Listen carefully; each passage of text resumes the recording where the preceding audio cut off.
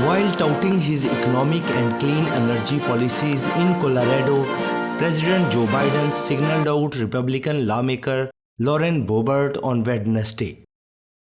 Biden visited a wind tower manufacturer in Pueblo, part of Boebert's congressional district, to celebrate investments and job creation around the state. According to the president, Boebert called the bill behind such investments in Colorado a massive failure. The historic investments we're celebrating today is in Congressman Boebert's district. She's one of the leaders of this extreme mega movement. She, along with every single Republican colleague, voted against the law that made these investments in jobs possible. And that's not hyperbole, that's a fact. And then she voted to repeal key parts of this law. And she called this law a massive failure. You all know you're part of a massive failure? Tell that to the 850 Colorados that get new jobs in Pueblo and CS Wind thanks to this law. Tell that to the local economy that's going to benefit from these investments. Tell that to anyone who wants to listen. Tell, with thanks to Congressman, I think what she calls a massive failure, a solar power company that's investing $400 million here in Colorado, creating for 56,000 homes, create 250 good-paying jobs. LightSource BP is building a new solar farm just down the road from here to power an additional 53,000 homes. Across Colorado, Xcel Energy is investing $1.7 billion to improve the state's electric grid. And folks, none of that sounds like a massive failure to me. How about you? The second-term Congresswoman, who was recently criticized by fellow Republicans after being ousted from a Denver theater for disruptive behavior, faces a tough re-election battle against Democrat Adam Frisch, who has outraised her. Biden also said the new Republican Speaker Mike Johnson and Congressman took credit for investments in Florida made possible by the bipartisan infrastructure law that they voted against. It all sounds like a massive failure in thinking by the Congresswoman and her colleagues. The Congresswoman also voted against the CHIPS and Science Act.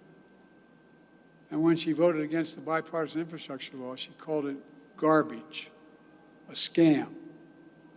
And as a matter of fact, the new Republican Speaker of the House, along with the Republican Congressman Vern Buchanan, just visited Sarasota, Florida yesterday to tour the construction of a new terminal at that airport. It's going to create thousands of jobs over time. The project is funded with nearly $30 million from the bipartisan infrastructure law. And it's going to generate more than $30 million for Florida multiple times over. And guess what? Both the Speaker and the Congressman voted against the law and spoke against the law. But now they're down there taking credit for it being built. As my mother would say, God love him. As one of my friends back home would say, that's real chutzpah. That's real chutzpah. Here in Colorado, CS Wind, a Korean company, makes towers and wind turbines. I know you all know it, but people seeing this on television may not be certain. They used to make all their wind towers abroad.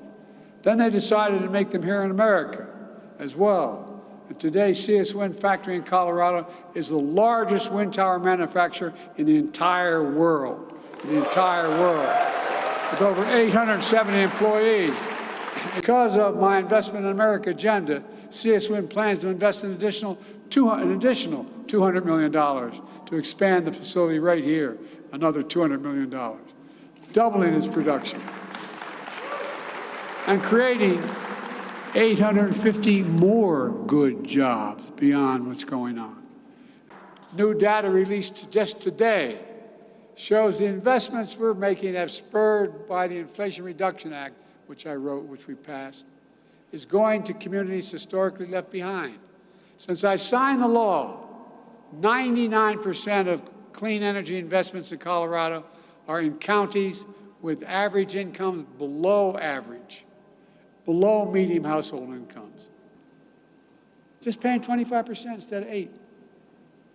Imagine what we could do if we just made these billionaires pay their taxes like everyone else.